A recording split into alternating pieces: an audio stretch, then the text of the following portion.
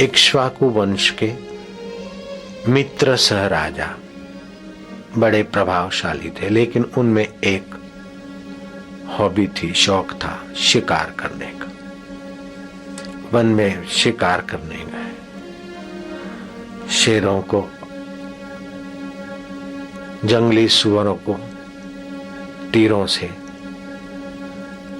मारते हुए संध्या काल एक बड़ा भयंकर निशाचर दिखा।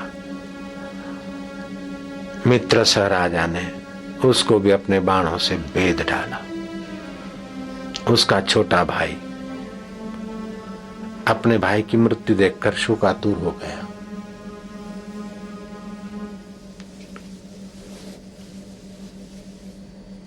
अब इतने प्रभावशाली मित्र सह राजा का वध बिना युक्ति के, बिना छल के मैं नहीं कर पाऊंगा। राजा बहादुर है, साहसी है, बाण विद्या में कुशल है। उस निशाचर ने मनुष्य का रूप धारण किया, और मनुष्य भी कैसा, बड़ा पवित्र ब्राह्मण। देखो, राक्षसों में रूप बदलने की ताकत थी।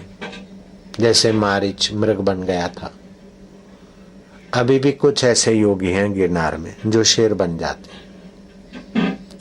आपके मन में अद्भुत शक्ति है, आप एकाग्र होकर जैसा चिंतन करें शरीर ऐसा भी बन सकता है, लेकिन इससे विशेष ज्यादा फायदा नहीं है जितना जिससे बना जाता है उस परमात्मा में विश्रांति पाने से फायदा है। आप इस शरीर से निकलकर लोक लोकांतर की यात्रा कर सकते हैं, सूक्ष्म शरीर, मनोवांछित लोक लोकांतर में जाकर फिर वापस आ सकते हैं। शंकराचार्य भी गए थे और भी योगी लोग, और राजा जनक को भी विद्या मिली थी, गए थे। आप उस विद्या को सुनना चाहे तो मैं बता भी सकता हूं, लेकिन उसमें खतरे हैं, फायदा न पातुला है। खतरा कोई भी नहीं और परम फायदा है परमात्मा विश्रांति पाना। भोक्तारम यज्ञ तपसाम सर्वलोका महेश्वरम, ईश्वरों के ईश्वर जो है वह अभी तुम्हारा आत्मा होकर बैठा है। उस साक्षी में, उस दृष्टा में, उस असंग आत्मा में स्थिति, कोई खतरा नहीं और लाभ पूरे का पूरा। आत्म साक्षात्कार बिना खतरे के और परम लाभ है।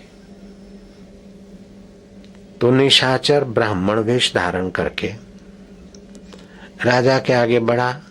अनुनय विनय, मित्र सह राजा, आपने इक्ष्वाकु कुल का नाम रोशन किया है, आप बाहुबली हैं, आपका यश चारों तरफ है। यक्षों, राक्षस, गंधर्व, किन्नर आपके बल के आगे नहीं टिक सकते। तो मुझ ब्राह्मण को, आपके बल को कैसे माप सकता हूं? मैं तो आपकी सेवा मिल जाए तो भगवान की कृपा मानूंगा। राजन, भोजन ऐसा करना चाहिए कि सुपाच्य हो, और भोजन ऐसी वेला पे भजन बनाना चाहिए कि सात्विक वेला हो। भोजन में ऐसा ही मिर्च मसाले बनाने डालने चाहिए जो खाने वाले के तंदुरुस्ती का ख्याल, रुचि का ख्याल, स्वास्थ्य का ख्याल, प्रसन्नता का ख्याल और सुपाच्य हो। तो तुम भोजन बनाने में बोले, महाराज आपकी कृपा से इसी विषय में मैं माहिर हूं। राजा ने उसे अपना पाकशाला का अध्यक्ष बना दिया। वो था निशाचर। राजा ने ब्राह्मण समझकर विश्वास रख लिया। धीरे धीरे राजा का विश्वास संपादन करते करते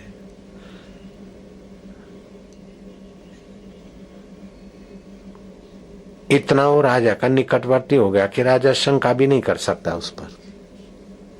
विदेशी जासूस अथवा विदेशी लोग हिंदू धर्म को नीचा दिखाने के लिए अपने धर्म जगहों में घुस के फिर कैसा कैसा बदनाम करते या कैसा कैसा छपवाते, विवेकानंद के लिए, अपनी संस्कृति के लिए क्या क्या बोलते, क्या क्या कर देते। तो इस जमाने में जो ऐसा होता है, तो वो जमाना तो पहले तो और देवी विद्याएं थी, आसुरी विद्याएं थी। असुर लोग क्या क्या रूप धारण कर ले। तो विश्वास पात्र उस निशाचर रसोया का मुखिया बना था। मित्रस राजा ने अपने श्राद्ध कर्म में वशिष्ठ ब्राह्मण को आमंत्रण दिया और उसने अपना बदला लेने का मौका ढूंढ लिया कि वशिष्ठ महान तपस्वी है। वशिष्ठ को भोजन परोसते समय मनुष्य का मांस वशिष्ठ जी के भोजन में परोसवा दिया उसने। अब वशिष्ठ जो भोजन देखे तो मनुष्य का नाक और उंगली, अरे मनुष्य का मांस। वशिष्ठ कुपित हो गए, मित्र से राजा तू बड़ा दुष्ट है, मुझ ब्राह्मण को तूने मनुष्य का मांस परोसा है, मैं तुझे श्राप देता हूं, तू ब्रह्म राक्षस हो। छानबीन हुई तो पता चला कि मेरा तो इसमें कसूर नहीं है, क्या हुआ कैसे हुआ सारी बात जानकारी में आ गई। तो मित्र से राजा ने कहा कि देखो महाराज, मैंने तो नहीं परोसा था, अब ये मेरे से धोखा करके रहा और उसने परोसा रहा, आपने त्रिकालज्ञ होते हुए भी मेरे को श्राप दे दिया, तो अब मैं भी तुमको श्राप दे देता हूं। तो राजाओं में भी कितना कर्तव्य निष्ठा था और कितना जप का बल था, कितना ध्यान का बल था। भगवान के राम के गुरु वशिष्ठ को इक्ष्वाकु कुल के मित्र से राजा ने श्राप देने के लिए अंजलि में पानी लिया और जो श्राप देकर वो अंजलि फेंकना चाहता था वशिष्ठ के चरणों में, तो उनकी पत्नी ने उनके पैर पकड़ लिए कि कुछ भी हो तो गुरुजी और गुरुजी को श्राप देने से अपना कुल खानदान को हानि होगी। संतों की बात, संतों के लिए हृदय कुछ अलग बनाना पड़ता है, साधारण आदमी से व्यवहार करते वो संतों से नहीं करना चाहिए। मैं आपके पैर पकड़ती हूँ, अपने लिए नहीं अपने आने वाले कुल खानदान के लिए भी आप थोड़ा सा संयम रखो। पतिदेव आपको मेरी सौगंध है जो आपने गुरुजी को श्राप दिया था। तो अब वो पानी श्राप वाला कहां फेंके, उसने गुस्से में अपने पैरों पे डाल दिया। तो उनके पैर थोड़े निस्तेज हो गए। राजा की पत्नी जैसे नल राजा की पत्नी दमयंती सर्वगुण संपन्न धर्म को जानने वाली थी, ऐसी वो श्रद्धा में थी। राजा का श्राप, राजा को तो श्राप लगना है, लेकिन अंजलि पैरों पे डाली तो पैर ऐसे हो गए पाप युक्त। तब से उस राजा का नाम पड़ा कलमशपाद। कलमशपाद मित्र सह राजा में से कलमशपाद इक्ष्वाकु कुल, जिस कुल में राम जी प्रकटे उस कुल की बात बता रहा हूं। कलमशपाद राजा वशिष्ठ के श्राप से ब्रह्म राक्षस हो गए, जंगल में भटकने लगे। लेकिन वशिष्ठ ने उस श्राप को थोड़ा मर्यादित कर दिया कि 12 वर्ष तक ये श्राप साक्षात्कार रहेगा। अब तीर निकल गया, गोली निकल गई, बस 12 वर्ष तक वो काम करेगी, बाद में तुम श्राप से निवृत्त हो जाओगे। तो 12 वर्षों के लिए वो निशाचर होकर ब्रह्म राक्षस होकर जंगल में भटकने लगा। तो जैसा चोला होता है ऐसी भूख प्यास होती है, जैसा शरीर होता है ऐसी भूख प्यास होती है, ऐसा स्वभाव बन जाता है। तो भूखा प्यासा शिकार के खोज में भटकता भटकता एक ब्राह्मण युवक ब्राह्मणी वन विहार करने आए थे। उसने ब्राह्मण को पकड़ लिया। ब्राह्मणी ने अनुनय विनय किया कि राजन, तुम वास्तविक में तो कलमशपाद राजा हो, उससे पहले तुम मित्र सह राजा थे, इक्ष्वाकु कुल में तुम जन्मे हो, ये तो श्राप के कारण तुम ब्रह्म राक्षस हुए हो। और मेरा पति कोई साधारण नहीं, ये विद्वान है, शास्त्रज्ञ है, धर्मात्मा है। मेरे बिंदी की रक्षा के लिए आप मेरे पति को न खाएं, क्षमा करें राजन। बुद्धिमान व्यक्ति कष्ट सहकर भूख सहकर भी धर्म की रक्षा करते हैं, भगवान आपका भला करेगा। बोले ये भगवान भला करेगा, हा हा हा हा हा। ब्रह्म राक्षस के भूख को भगवान भला करेगा, ये सांत्वनाएं नहीं सुनी जाती। हा हा हा। मुंडी मरोड़ दी और युवक ब्राह्मण को खा गया। उस ब्राह्मणी ने जंगल की लकड़ियां इकट्ठी करके पति के पद को पाना चाह के अब हम रेख जी कर क्या करेंगे, पति की हड्डियां जो उसने चबाकर फेंक दी, वो हड्डियां इकट्ठी करके चिता जलाई और उस चिता में अपने आप को, इतना मनोबल, अपने आप को होम देना। तो इस मनोबल वाली ने राजा को श्राप दिया कि पापी, इतनी प्रार्थना करने पर भी तूने मेरे सुहाग की रक्षा नहीं की। हमारी नई शादी थी, मैं तुझे श्राप देती हूं कि तू अपनी पत्नी के साथ सहवास करते ही उसी समय मर जाएगा। जा। वो बोलेगी तो कुदरत ऐसा करती, जिसका तपोबल है, मनोबल है, उसके वचन में कैसी ताकत होता है। जो बोल दिया वो होगा। तुम अगर अपनी स्त्री के साथ रात को शयन किया, सेक्स किया, उसी समय तुम एक्सपायर्ड हो जाएगा। ये बात समय पाकर राजा की पत्नी को पता चल गया था। राजा श्राप मुक्त तो हो गए कलमशपात, लेकिन पत्नी उनको अपने निकट आने से रोकती थी।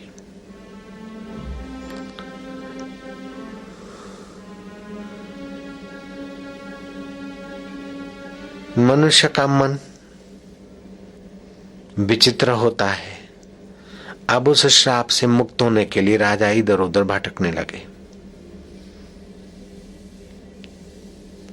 तो गौतम मुनि ने उनको बताया कि गोकर्ण क्षेत्र से मैं आ रहा हूं और भगवान शिव आशुतोष है। शिवरात्रि का उपवास, शिव पूजन, ओम नमः शिवाय का जप बड़े बड़े श्रापों से और बड़े बड़े पापों से रक्षा करता है। और अभी थोड़े दिन में ही शिवरात्रि आ रही है। राजा ने भगवान शिव की आराधना की और पापमय तनु वाला कलमशपाद राजा मित्र स राजा होकर फिर प्रजा को मित्रवत देखते पालन करते हैं। इस कथा को जो श्रवण करेंगे, शिव भक्ति और पाप नाशनी वृत्ति उनकी उत्पन्न होगी। इस प्रकार की शिव के भक्तों की और बहुत सारी कथाएं पुराणों में आती हैं। प्रत्येक युग के अलग अलग पुण्य क्षेत्र होते हैं। फिर कल युग आता है तो वो पुण्य क्षेत्र तो रहते हैं, लेकिन उस क्षेत्र के अधिष्ठाता देव स्वर्ग में चले जाते हैं, अपने अपने लोक में चले जाते हैं। जैसे गंगा जी है तो गंगा जी का बाह्य स्वरूप तो बह रहा है, लेकिन गंगा जी जो तीर्थ स्वरूपा है वो अंतर्धान हो गई। गंगा दशहरा को आती है, पर्व के दिनों पे आती, बाकी का नहीं। लेकिन ये शिवरात्रि ग्रह नक्षत्र का ऐसा प्रभाव है कि सभी युगों के जो तीर्थ लोप हो गए हैं देव, वे शिवरात्रि को धरती पे आते हैं। तो इस शिवरात्रि का जागरण, शिवरात्रि का जप ध्यान सारे पापों का क्षमन करने वाला है, सबको अपने अपने मनोवांछित को देने वाला है। इसलिए शिवरात्रि का उपवास, जप, ध्यान और जागरण करना मनुष्य के लिए परम हितकारी है। एक होता है इष्ट, दूसरा होता है अनिष्ट। पुण्य इष्ट है, पाप अनिष्ट है। मनुष्य का इष्ट मजबूत होता है तो अनिष्ट उसका गला नहीं दबोचता है। जब इष्ट कमजोर हो जाता है तो अनिष्ट हावी हो जाता है। तो पुण्य और पाप, इष्ट और अनिष्ट दो मल हैं। इष्ट को मजबूत रखे तो अनिष्ट आदमी को दबोच नहीं सकेगा। उपवास, जप, अब शरीर की अनुकूलता के अनुसार डायबिटीज और जबरन उपवास करो, पतले दुबले एकदम हो, चक्कर आते हो और उपवास करो, ऐसा आग्रह नहीं है। फिर भी जितना हो सके जप, ध्यान, मौन तो रख ही सकते हो। 100 यज्ञ करने से जो फल होता है वो फल शिवरात्रि के जागरण मात्र से होता है। ब्रह्मा, वशिष्ठ फागुन कृष्ण चतुर्दशी की बड़ी भारी महिमा गाते हैं। प्रत्येक युग के लुप्त हुए तीर्थ फागुन कृष्ण चतुर्दशी को धरती पर पधारेंगे। ये स्कंद पुराण ब्रह्मोत्तरखंड के आधार पर मैंने तुमको कथा सुनाई। ॐ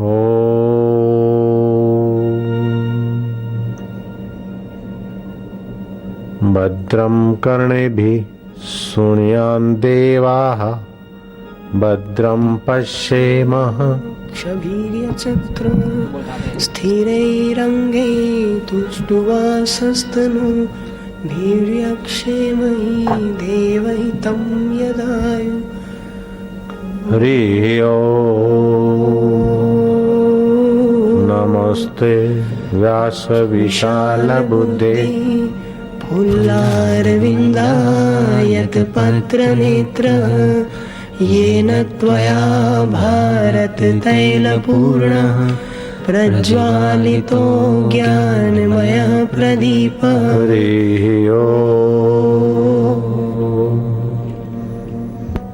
सुखदेवे दुख को हरे करे पाप का अंत कह कबीर वे कब मिले परम स्नेही संत हरिः ॐ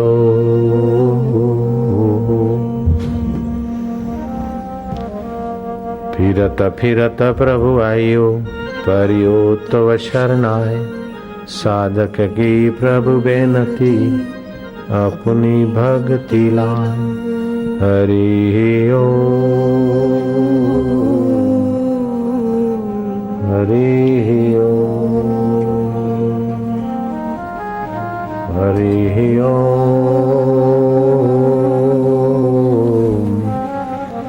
हरिः ॐ हरि हरि ॐ वीआईपी अलाउ नहीं इधर, यहाँ कोई वीआईपी नहीं बैठेगा। उठाओ इनको, भाग जाओ।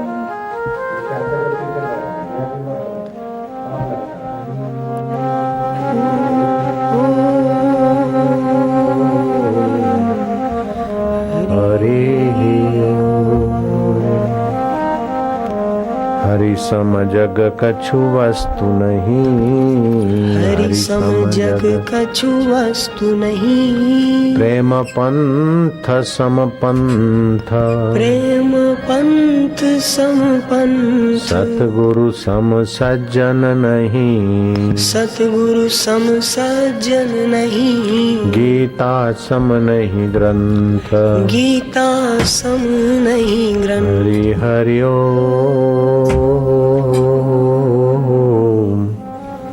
हरिः ॐ। गीता में आया है चतुर्विजा भजन्ते माम जना सुकृतिनो अर्जुना। आर्त अर्थार्थी जिज्ञासु ज्ञानी च भरतर्षभ। चार प्रकार के लोग मेरे नाम का आश्रय लेते हैं। आर्त लोग दुख मिटाने के लिए नाम का आश्रय लेते हैं। अर्थार्थी जैसे ध्रुव आदि अटल पदवी पाने के लिए नाम जप का आश्रय लेते हैं। गजेंद्र दुख और पीड़ा मिटाने के लिए मेरा नाम का आश्रय लेते हैं। जिज्ञासु जैसे उद्धव सुदामा आदि है, वो भी मेरे नाम का आश्रय लेते हैं मेरे को जानने के लिए। और गोपियां और सुखदेव जी आदि मेरे नाम का आश्रय लेते हैं, मेरे को पाने के बाद भी मेरे नाम का स्मरण करके विशेष आनंद रस लेते रहते हैं। तो ये चार प्रकार के भक्त होते हैं। कष्ट मिटाने के लिए, कुछ पाने के लिए, भगवान को जानने के लिए। और भगवान मिल गए तभी भी भगवान का नाम रसमय है, इसलिए लिए बिना रहा नहीं जाता।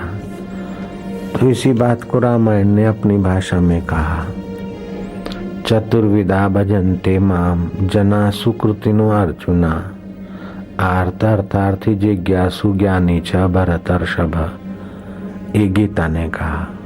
रामायण ने कहा, राम भगत जग चार प्रकारा, सुकृतिनो चारो अनग उदारा। चहु चतुरन कर नाम आधारा, ज्ञानी प्रभहि विशेष प्यारा। भगवान के भक्त चार हैं प्रकार के, आर्त अर्थार्थी जिज्ञासु ज्ञानी। और चारों ही उदार हैं। अनग है क्योंकि नाम लेने से पापों का क्षय होता है। अगमाना पाप। चहु चतुरन कर नाम आधारा, ज्ञानी प्रभहि विशेष प्यारा। जैसे रात्रि का जागरण, 9 प्रकार का जागरण अधम होता है और 12 प्रकार का जागरण सुखदायी पुण्यदायी होता है। रात्रि को जागरण करते लेकिन गपशप लगाते, किसी की निंदा करते हैं, ये अधम जागरण है। मन प्रसन्न नहीं है करके चाय पिए के चलो शिवरात्रि का जागरण करो, ये अधम जागरण है। शास्त्र की चर्चा नहीं है, संगीत नहीं है,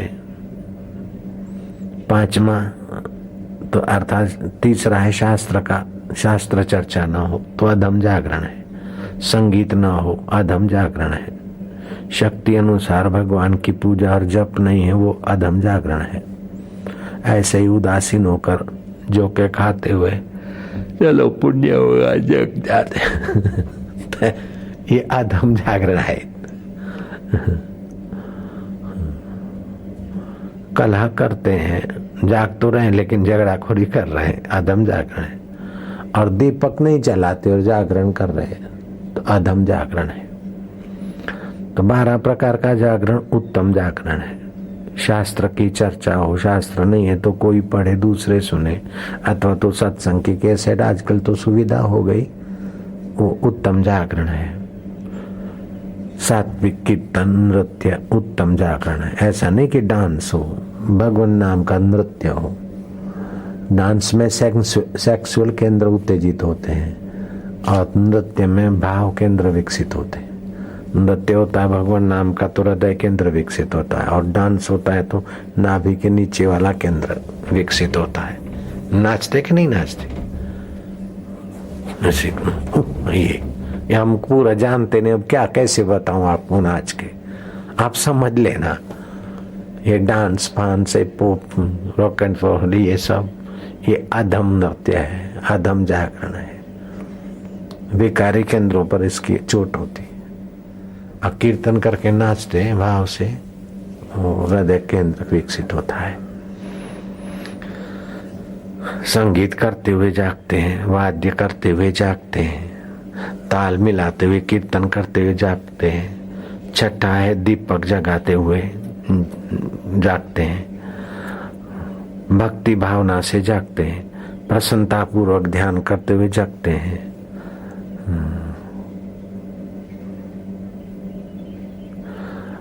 अंतरात्मा का संतोष है जागरण का, भले अकेले में है चाहे 5 लोग मिलके कर रहे, लेकिन अंतरात्मा का संतोष है तो उत्तम जागरण है।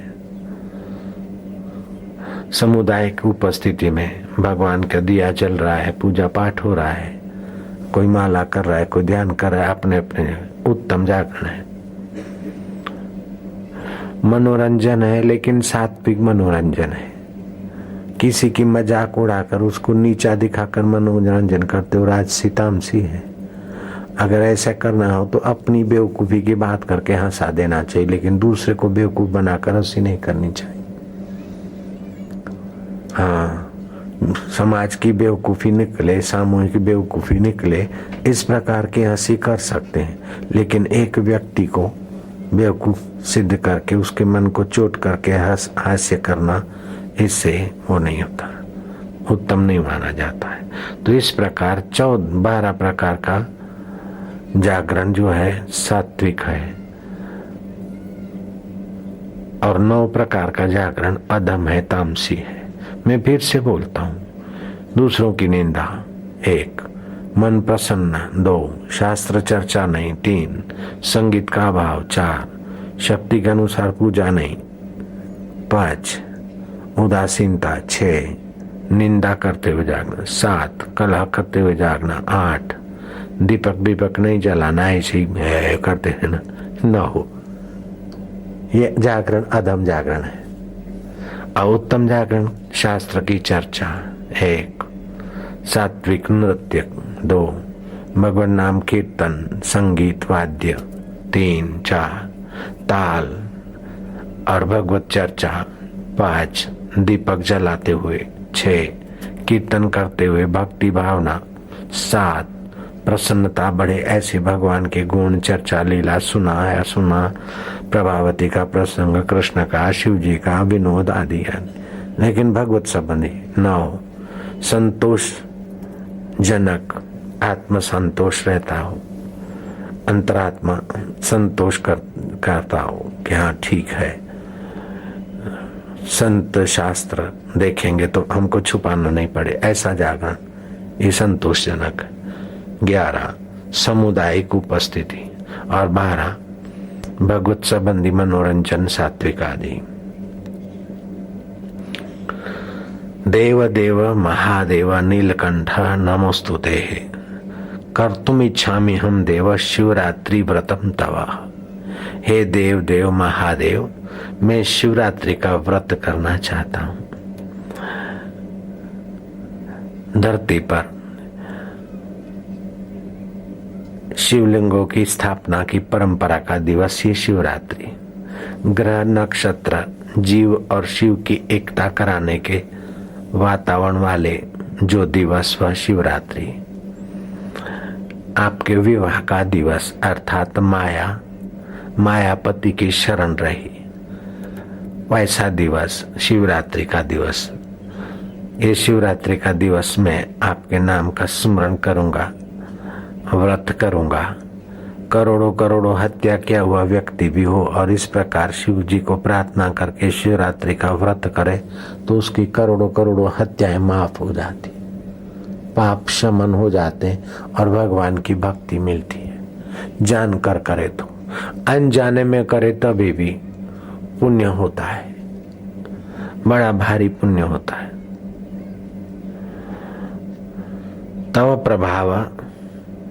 तव प्रभावात् देवेश निर्विघ्नेन भवेद्दिति कामाद्य शत्रु माम वै पीड़ाम कुर्वन्तु नैवहि।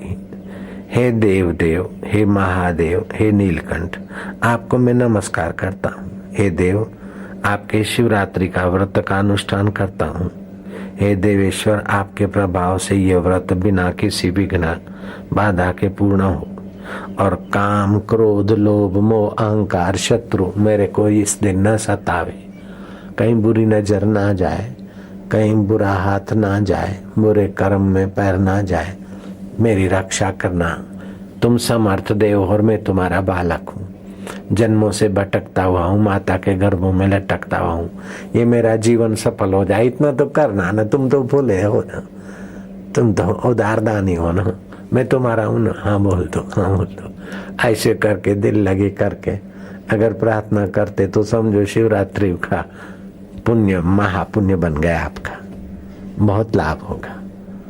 किए हुए जाने अनजाने पाप ताप गलतियां ये सब क्षम्य हो जाती है और जीव शुद्ध हो जाता है। शुद्ध जीव की मति गति शुद्ध हो जाती है।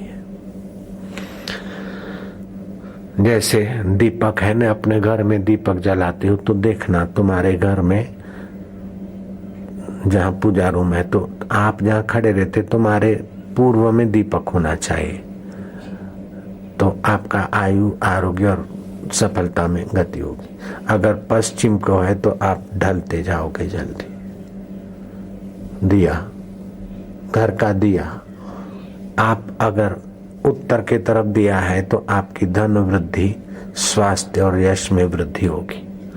लेकिन दक्षिण में है तो कितना भी कुछ करोगे आप पे कलंक लगते रहेंगे।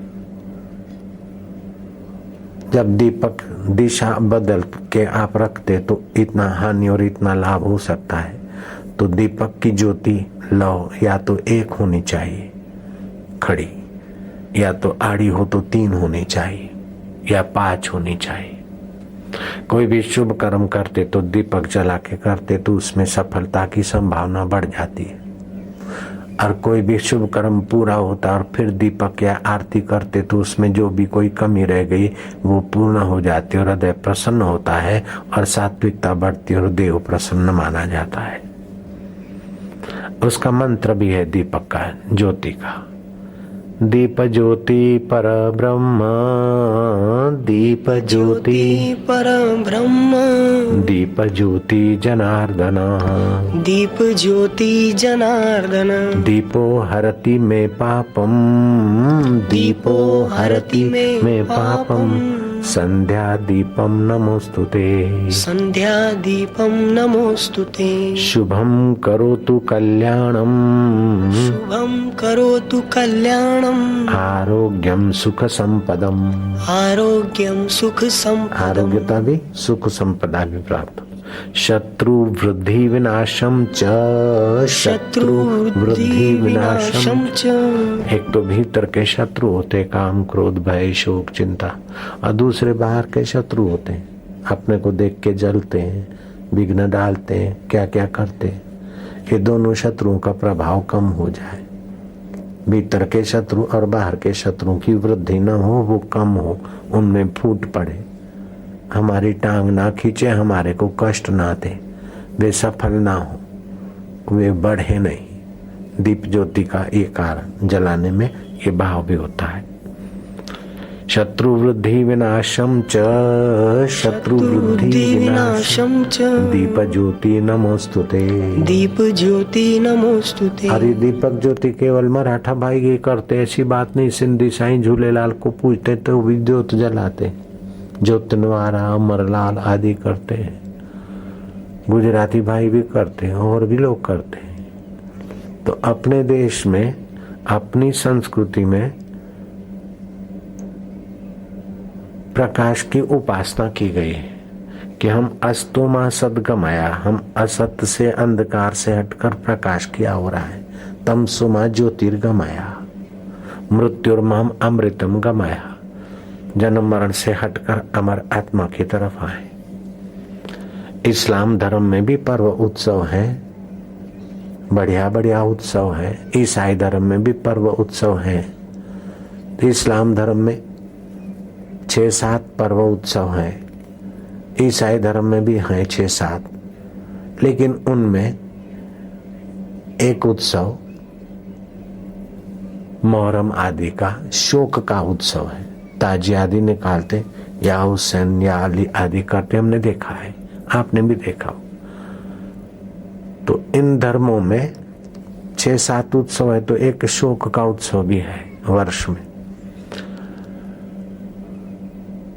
लेकिन हिंदू धर्म में 6-7 नहीं, 10-12 नहीं, 15-16 नहीं, 25-30 नहीं है, छोटे मोटे 40 उत्सव और पर्व हैं। 40 एक उत्सव पूरा किया और फिर आप जरा संसार में फंसे और बोझिले हुए, तो दूसरा उत्सव कहता कि हम अभी आ रहे, तैयारी करो, चिंता की बात नहीं।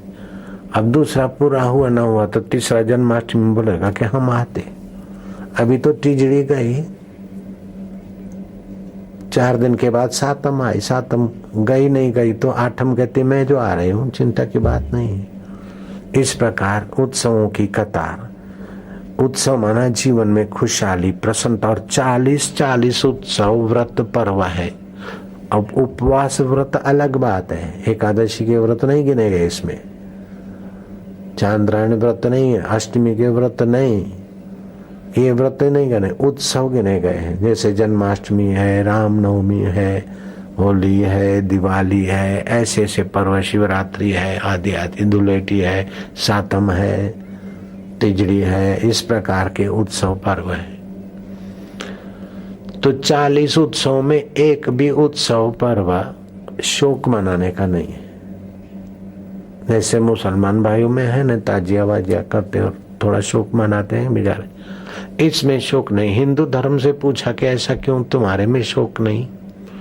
बोले आत्मा का स्वभाव है शोकात रहित, आत्मा आनंद स्वरूप है, सुख स्वरूप है, और सभी को सुख चाहिए, आनंद चाहिए, माधुर्य चाहिए। शोक से मन और बुद्धि का विकास नहीं होता है, कुंठित होते हैं, इसलिए शोक करने की जरूरत नहीं है। भगवान कृष्ण आए तो जन्माष्टमी का उत्सव मनाया, खुशी मनाई, लेकिन कृष्ण धरती से गए तो कभी तुमने देखा क्या कृष्ण तुम फलाने दिन चले, या कृष्ण हाय कृष्ण हाय कृष्ण, ऐसा कभी उत्सव देखा क्या?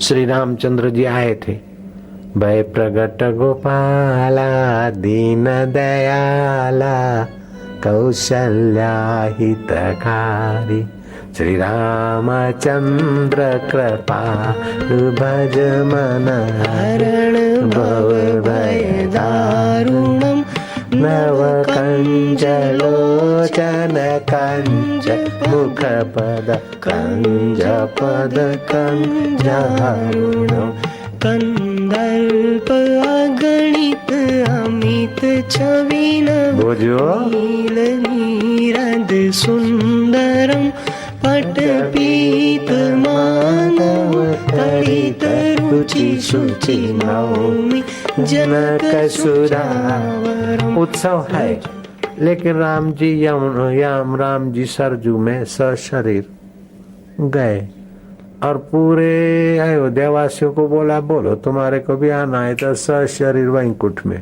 और पूरा अयोध्या के लोग भी गए। तो कभी ऐसा मना कि हाय रे हाय ये पापी अभागा दिन था कि राम जी चले गए रे, अयोध्या वाले भी चले गए धरती से, या राम हाय राम होए राम, ऐसा कभी आपने हमने सुना है क्या? नहीं। तो सनातन धर्म में इस बात का कोई व्यवस्था नहीं है, न रुचि का है।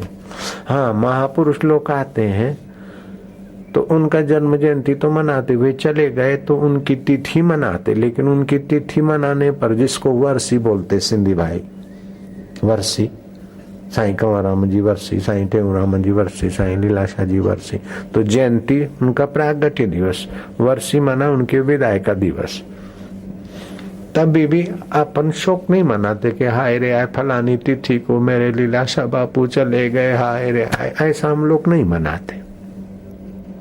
हाँ, उनकी सीखों को, उनके उपदेशों को हम याद करते हैं, उनके जो कार्य थे समाज हित के, भगवत भक्ति के, उन कार्यों को वेग कैसे मिले ऐसा आपस में निर्णय करते हैं। समाज के लोग उनके नाम की धर्मशालाएं बनाती है, प्याऊ बनाते हैं, सत्कर्म करते हैं और अच्छी प्रवृत्ति करते हैं उनकी जयंती या वर्षी के निमित्त, लेकिन शोक नहीं मनाते। ये सनातन धर्म की व्यवस्था है कि आपके मन को शोक की जरूरत नहीं है। तो घर में कुटुंब में भी कोई मर जाते हैं तभी भी बोले भाई शोक करने से उसका मन भटकेगा, उसका आत्मा, और तुम्हारे को शोक करने से तो क्या मिलेगा? शोक करने से जो चले गए हैं उसका तो मन भटकेगा, तुम्हारा भी मन भटकेगा। इससे तो तुम याद करो कि तुम जो चले गए तो तुम्हारा शरीर तो यहीं मिल गया, बाकी तुम आत्मा अमर हो। यहाँ की ममता छोड़कर तुम भगवान के सनातन स्वरूप हो, आपका मन भगवान में लगे। और हमको भी आशीर्वाद करो कि हम शोक ना करें, मोह ना करें, लेकिन आपके लिए हम पिंडदान करें, आपके लिए हम हवन करें, आपके लिए हम जप करें, आपके लिए हम ध्यान करें, आपके लिए पूजा करें, गरुड़ पुराण का पाठ रखें, जप ध्यान रखें, उत्सव रखें। तो जैसा आदमी सोचता है ना ऐसा बन जाता है। इसलिए कभी भी शोक बढ़े ऐसा नहीं सोचना चाहिए। अब मैं तो पहले अमीर था अभी गरीब हो गया, पहले तो मेरी बड़ी इज्जत थी अभी, ऐसा नहीं करो। आपकी आत्मा को अधोगति में ना ले जाओ, न शोक करो न अहंकार करो। पहले तो हम झोपड़े में रहते थे, गरीब थे, एक कमरा में रहते थे नासिक में, अभी तो हमारा नासिक में 6 फ्लैट है। अहंकार इन चीजों का ना करो। पहले तो 6 फ्लैट थे, अभी तो 1 फ्लैट है, वो भी किराए का है। ऐसा शोक ना करो। जो बीत गई सो बीत गई, ये तो सपना है। सपने में तुम हाथी पर घूमकर राजा होकर पूजे जाते हो तो भी क्या है, और सपने में तुम पैदल जा रहे हो तो क्या है। आंख खुली तो दोनों मिथ्या है, ऐसे ही आंख बंद हुई तो दोनों मिथ्या है। तो मिथ्या का चिंतन न करो। तुम जैसा चिंतन करते हो ऐसा हृदय बन जाता है, ऐसा फल होता है। इसलिए व्यर्थ का सुनो मत, व्यर्थ का बोलो मत, और व्यर्थ का चिंतन मत करो। सार बात बोलो, सार सुनो, और सार स्वरूप परमात्मा का चिंतन करो। तो इससे आपकी सदगति होगी। सत है परमात्मा सार। तो सदगति के लिए आप सत चिंतन करें, सत्संग करें, और सत्य स्वरूप भगवान के नाम का आश्रय लें। एकनाथ जी महाराज, तुकाराम महाराज, समर्थ रामदास वो बोलते तुम चलते फिरते खाते पीते उठते बैठते गपशप में और विनोद में भी हरि का नाम लो, भगवान का नाम लो। उठत हरि बजा, बैठत हरि बजा, आवत हरि बजा, जावत हरि बजा, खावत हरि बजा, सोवत हरि बजा। तो हरि का स्मरण करने से तुम्हारा मन हरिमय हो जाएगा। मंत्र गुरु का मिल जाए तो धीरे धीरे आपका क्रोधी स्वभाव में क्रोध का शमन होने लगेगा। तुलसीदास जी कहते कि भगवान के नाम की महिमा अद्भुत है। नाम प्रसाद शंभु अविनाशी। नाम के प्रसाद से, जब के प्रसाद से शिव जी अविनाशी तत्व में टिके हैं। साज अमंगल मंगल राशि, सारे अमंगलों को मिटाकर मंगलों की राशि, शोकों को मिटाकर शांति और माधुरी की राशि है भगवान का नाम। शुक सनकादि सिद्ध मुनि जोगी, जैसे तैसे ने तो फायदा उठाया, लेकिन शुकदेव जी जैसे, सनकादि ऋषि जैसे, सनकादि ऋषि में तो इतनी बड़ी ताकत कि लाखों वर्ष बीत गए फिर भी 5 साल के बालक, सोनी खणी प्या घुमन, न को चड्डी, न को बुशर, न को लेंगो, न को मांस, न को पिंसी, बाहर जा बाहर 100 साल 200 साल 5000 10,000 लाखों वर्ष की उम्र हो गई, जब जहां चाहे प्रकट हो जाए, अंतर्धान हो जाए। सनकादि ऋषि वो भी नाम का स्मरण करते, नारद जी भी नारायण नारायण नारायण नाम का स्मरण करते। शुक सनकादि सिद्ध मुनि जोगी, बड़े सिद्ध पुरुष हैं, दुआ करते तो काम बन जाता है, मीठी नजर डालते तो लोगों के पाप मिट जाते, हृदय में शांति आती है। ऐसे महापुरुष और संत भी हरि ओम नमो भगवते वासुदेव ये चलते फिरते अथवा तो सूक्ष्म ढंग से करते हैं। कभी कभी मंत्र के अर्थ में चुपचाप बैठे रहते, तभी भी मानो वो मंत्र के अर्थ में एकाकार हो गए। तो शुक सनकादि सिद्ध मुनि जोगी, नाम प्रसाद ब्रह्म सुख भोगी। सबसे ऊंचा सुख ब्रह्म परमात्मा का है। स्वर्ग का सुख भी कुछ नहीं तो इधर के सुख की तो कीमत ही नहीं। ऐसा ब्रह्म सुख भोगते हुए लोग नाम के प्रसाद से। नारद जागे नाम प्रताप, नारद जाने हूं नाम प्रताप। नारद जी नाम का प्रताप जानते हैं। जग प्रिय हरि हरि हर प्रिय आपू। सारे जगत में हरि की प्रियता की और स्वयं हरि के प्रिय हो गए। सारे जगत को हरि के तरफ प्रेम बढ़ा दिया और हरि का स्वयं के तरफ प्रेम हो गया। जैसे पत्थर की मूर्तियां हैं और मूर्तियों ने दूध पिया, एक ने पिया, 2 ने पिया, बोले भ्रम है, और मूर्ख विज्ञानी बोलते सामूहिक भ्रम है। अब सब लोग पागल हो गए क्या? मूर्तियों ने दूध पिया। अरे भगवान करने में समर्थ, न करने में समर्थ, अन्यथा करने में समर्थ। तेरी बुद्धि की तराजू से तुलेंगे क्या भगवान? विज्ञानी कोई सिद्धांत बना देंगे, हम तुम कोई सिद्धांत बना देंगे, बस भगवान उतने हैं क्या? सृष्टि के पहले थे, अब भी है, बाद में रहेंगे। सारी बुद्धियां सब मिलकर भी जोर मारे तो सारी बुद्धियां जब थक जाती वहां से तो धर्म शुरू होता है। मति से धर्म नहीं देखा जाता है। मति न लखे जो मति लखे, जो बुद्धि जिसको नहीं देख सकती लेकिन बुद्धि को जो देखता है। मेरी बुद्धि बदल गई, मेरी बुद्धि आजकल गड़बड़ है, मेरी बुद्धि अच्छी है। तो बुद्धि बदल जाती है, अच्छी है या बुरी है, उसको देखने वाला कौन है? वो ये अंतरात्मा होकर बैठा है, रोम रोम में रम रहा है, इसलिए उसका नाम राम है। सबको कर्षिता आकर्षिता आनंदित करता है, इसलिए उसका नाम कृष्ण है। और वो कल्याण स्वरूप है, इसीलिए उस परमेश्वर का नाम शिव है। और वो सभी का पालन पोषण उसी की सत्ता से होता है, इसीलिए वो भगवती है, माँ है। जो भी कह दो सब कुछ उसमें घटित घटना है, क्योंकि सृष्टि का मूल है। तो उसका स्वाभाविक ध्वनि जो है ओमकार, और उसके अलग अलग रूप और अलग अलग अवतार और अलग अलग व्यवस्था। जैसे सारे राष्ट्र का एक राष्ट्रपति होता है या एक प्राइम मिनिस्टर होता है, तो ठीक है कि फलाने की सरकार है, फलाने प्राइम मिनिस्टर का राज है, ठीक है। लेकिन आपको रेलवे की टिकट बुक कराना हो तो प्राइम मिनिस्टर के ऑफिस में जाने की जरूरत नहीं, रेलवे डिपार्टमेंट में जाओ। और आपको नासिक से दिल्ली जाना है तो आपको बम्बई जाने की जरूरत नहीं, नासिक रेलवे में ही आप अपनी टिकट, अलग अलग डिपार्टमेंट, आपका बीमारी संबंधी कुछ या आपको डॉक्टरी में भर्ती होना हो, आप सरकारी डॉक्टर बनना चाहते तो प्राइम मिनिस्टर के ऑफिस खटखटाने की जरूरत नहीं है, मेडिकल विभाग अप्रोच करो। ऐसे ही भगवान तो एक है, लेकिन भगवान की 70 विभाग अलग अलग हैं। तो उन विभागों के मंत्र हैं, उन विभागों की साधना है, उन विभागों से आप अपना काम करवा लो। हालांकि सारे विभाग हैं तो प्राइम मिनिस्टर के, राष्ट्रपति के अंडर में है, तो सब परमात्मा की सत्ता है, लेकिन वो विभाग अलग अलग है तो उस विभाग के देवता है। जैसे जल विभाग है तो वरुण देवता है, तेज विभाग है अमुक देवता है, वायु विभाग है तो वायु देवता है। ऐसे पृथ्वी देवी का पूजन करना है तो आप पृथ्वी का पूजन करके मकान बनाइए।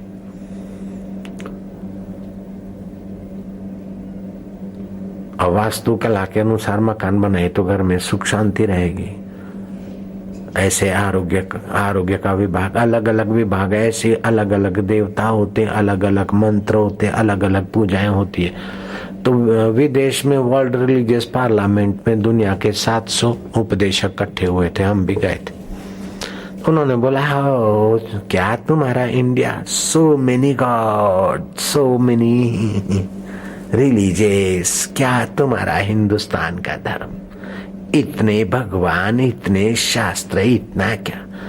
मैं क्या तुम सोते शेर के आंख में उंगली डालते।